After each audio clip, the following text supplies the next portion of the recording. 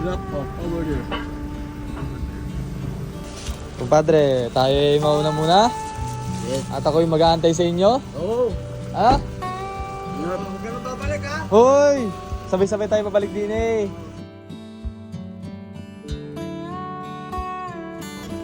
Sige tol, salamat. Ingat kayo sa biyahe.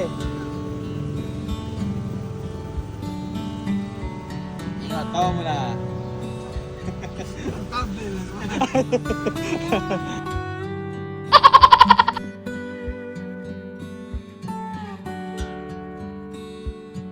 Sige tol, salamat. Ay, sabila pala. So yan, dito na tayo sa airport, no?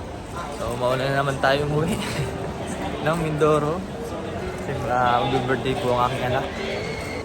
At so may mga ilan din po mga asikasuhin. Like yung pagkuha ng passport din, kukuha na rin ako ng passport. Kaya mauna rin ako ngayong umuwi.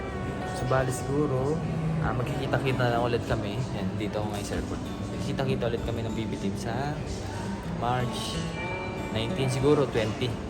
Doon na sila sa Laguna nun. Kasi ang alis nila dito sa Davao, March 16. Bali mag-ano po sila magbabarko. Mga 2 days ang biyahe. So March 18, nasa Laguna na sila. So bali, luwas naman ulit ako. Na? So ganun. Hindi na naman tayo nakasama sa pagsakay sa barko. Hindi na natin experience. Masaya yun.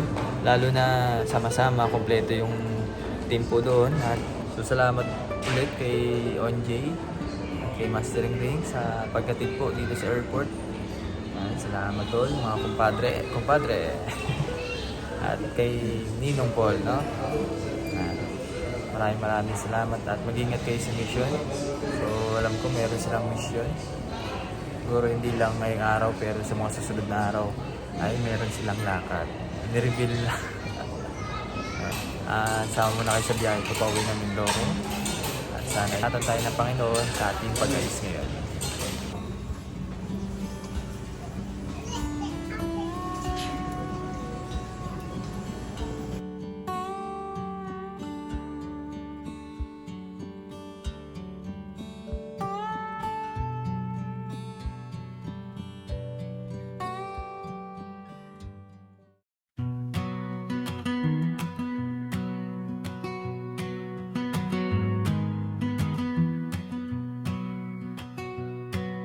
A sweet little angel left the light on. I love her so. I wrote this song. Morning sun, please don't let me go. Morning sun.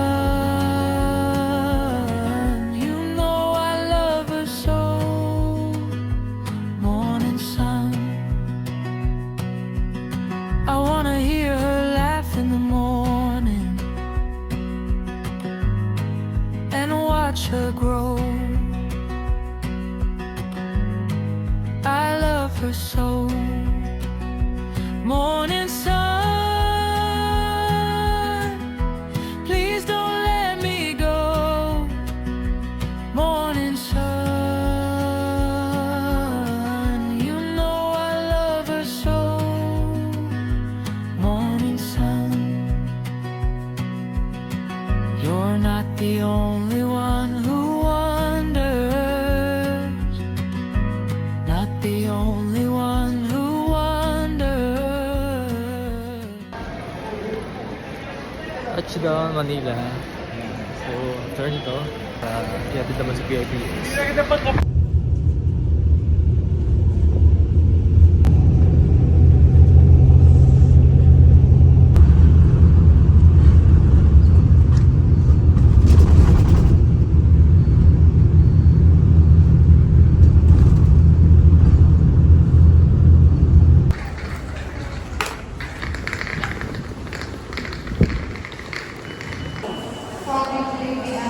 Gasper.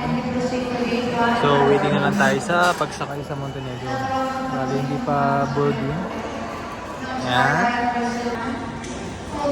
Yan, boarding na tayo guys. May pasahero ngayon, oh. Unahan. Ayan, Ayan, dala natin pa sa lubong para sa ating pamilya. Ayan, galing kay Kim, ayan. Milk. Tapos meron akong dalang pagkain. Di ba ako makain? Alas 2 na ng hapon. Ayan.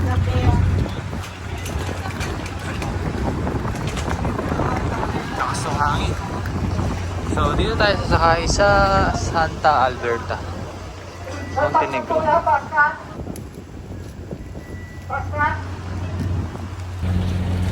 So, ang bilis ng biyahe ko. Kada baba ko ng terminal, ay meron nagpapaalis na barko. Tapos naman sa PTEX, meron nagpapaalis na bus. Dire-diretso yung biyahe ko. Unlike kung nakaraang biyahe ko nakaraan na, halos nagantay ako ng 1 oras kada terminal. Pero ngayon, dire-diretso nga.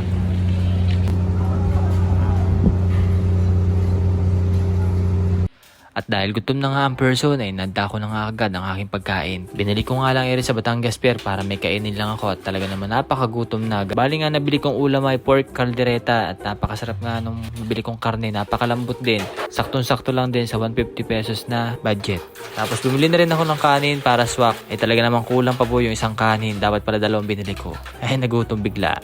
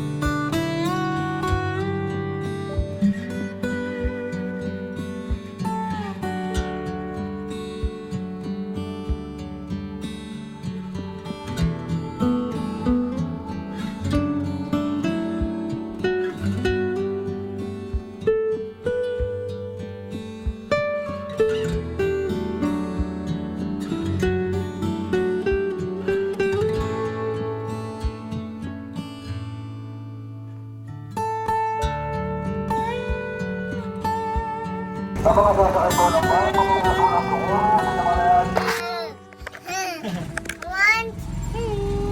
fruit lollipop. Huh? One fruit lollipop. Wait lang. May gift si Papa, may gift. What? Bigay yung tito mo. Hey, what this? Lollipop. What? Oh no. Then. Oh no. Tito. Kiss mo na. Kiss mo na Papa, kiss mo na.